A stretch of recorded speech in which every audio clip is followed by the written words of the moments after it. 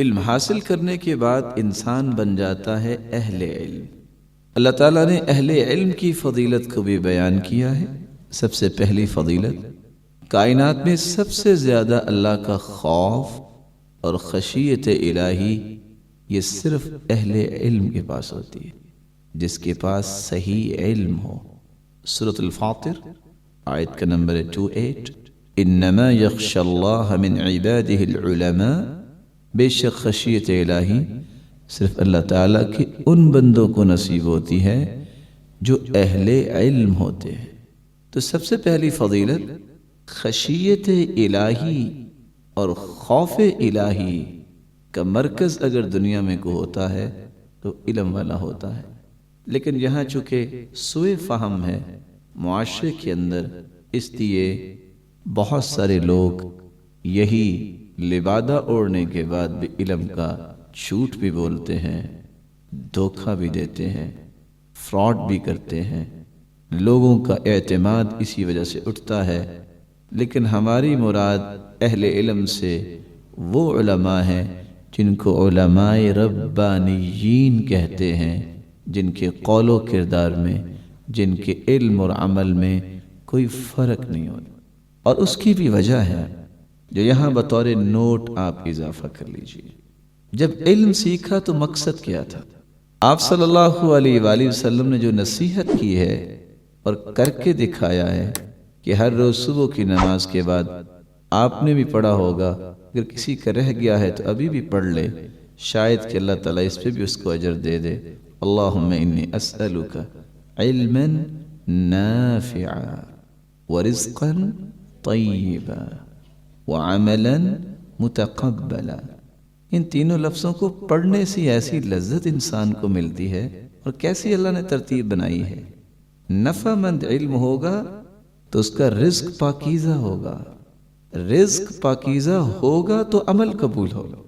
اس لیے اہل علم سے مراد جن کے پاس نفع مند علم ہو، اور نفع مند علم اس کی ویسے تو بہت ساری نشانیاں ہیں، 3 نشانیوں کو یاد رکھنا چاہیے۔ ان میں پہلی نشانی یہ ہے جو ابھی آپ نے سنی کہ ان کے اندر اللہ کا خوف ہوتا ہے، خشیت الہی ہوتی ہے، اس لیے پھر وہ دنیا سے نہیں ڈرتے۔ اور خوف کا لیول چھوٹے سے چھوٹے، بڑے سے بڑے دونوں میں برابر ہوتا ہے۔ یہ تو درجات ہیں، کسی کی فہم بہت اچھی، کسی کی تھوڑی، لیکن چونکہ دونوں ایک ہی راستے پہ چلے ہیں تو اللہ تعالیٰ اس کو اپنے خوف سے محروم نہیں کرتے۔ کبھی سوچتا ہوں کہ کوئی بکریوں کا چرواہا ایسا بھی نظر آئے جس نے کوئی BA کیا ہو، ماسٹر کی ڈگری کی ہو، لیکن کوشش کی ہے، ملا نہیں ہے کوئی ایسا، سارے ان پڑھ ہی ہوتے ہیں۔ اگر اسی بات کو لے کے چلیں سیدنا عبداللہ ابن مسعود کے قصے کی طرف، بکریوں کا ہی چرواہا تھا، جب اس سے انہوں نے کہا کہ ایک جانور مجھے دے دو، اس نے کہا نہیں، میرے مالک نے منع کیا ہے۔ کہا تو مالک کون سا دیکھ رہا ہے، دے دو، قیمت لے لو، اور کہنا کہ جانور کو بھیڑیا کھا گیا۔ اس نے وہ جواب دیا جس کو خشیت الہی کہتے ہیں کہ میرا مالک تو نہیں دیکھ رہا، لیکن میرے مالک کا مالک تو دیکھ رہا ہے، میں اس کو کیا جواب دوں۔ یہ تھا بکریوں کا چرواہا۔ اور ایک اور بکریوں کا چرواہا جس کو اللہ نے خلیفہ بنا دیا، وہ تھے عمر رضی اللہ تعالیٰ عنہ، جو زمین پہ بیٹھے رو رہے تھے۔ چشم فلک نے آج تک ایسا بہادر اور جرنیل نہیں دیکھا، اور ساتھ کہہ رہے تھے بکریوں کو چرواتے تھے تم عمر، تیرا باپ تجھے لٹا کے مارا کرتا تھا، آج خلیفہ بنے بیٹھے ہو۔ اور ساتھ دھاگا اٹھا کے کہتے ہیں یا لیتنی کنت تبنا، کاش میں ایک دھاگا ہوتا اور قیامت کو میرا حساب نہ ہوتا۔ یا لیتنی لم تلدنی امی، کاش میری ماں نے مجھے جنا ہی نہ ہوتا۔ ہو سکتا ہے کچھ لوگ سوچیں کہ یہ تو مردوں کی باتیں ہیں، مرد اتنے متقی بن سکتے ہیں، نہیں، عورتیں بھی بن سکتی ہیں، اور ہو سکتا ہے کہ عورتیں مردوں سے زیادہ بھی متقی بن جائیں۔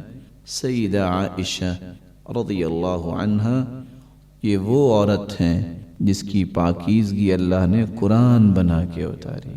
جس کے بستر پہ وحی کا نزول ہوتا، سرتاج ملائک آیا کرتے اور سرتاج رسل کو کہا کرتے کہ میرا عائشہ کو سلام کہنا۔ بیٹھی رو رہی ہیں، ہاتھ میں درخت کا پتا ہے، دوپٹہ بھیگا ہوا ہے، اور کیا کہہ رہی ہیں؟ یا لیتنی کنت ورقتا من هذه الشجرہ، کاش میں بھی ایک درخت کا پتا ہوتی، کوئی جانور کھا لیتا اور میرا حساب نہ ہوتا۔ نفع مند علم کی دوسری نشانی یہ ہے، ان کے دل میں خیر خواہی پوری دنیا کے لیے ہوتی ہے، کسی خاص گروہ، کسی خاص انسان کے لیے نہیں، بلکہ پوری دنیا کے لیے ہوتی ہے۔ نفع مند علم کی تیسری نشانی یہ ہے کہ اس کا عمل اس کے علم سے زیادہ ہوتا ہے۔ کیسا عمل؟ ابن سماعہ کہتے ہیں 40 سال گزر گئے، مجھے نہیں یاد کہ میں نے بغیر جماعت کے کوئی نماز پڑھی ہو۔ سعید بن مسیب کہتے ہیں 50 سال ہو گئے، اذان تو بعد میں ہوتی ہے، میں اللہ کی رحمت سے پہلی صف میں بیٹھا ہوتا ہوں۔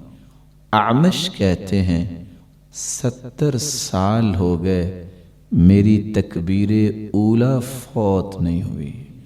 تو اہل علم ہی خشیت الہی کا مرکز ہیں، لیکن یاد رکھنا یہ علم نافع کی یہ 3 نشانیاں ہیں، ملتی اس وقت ہے جب علم سیکھتے وقت اخلاص سامنے ہو۔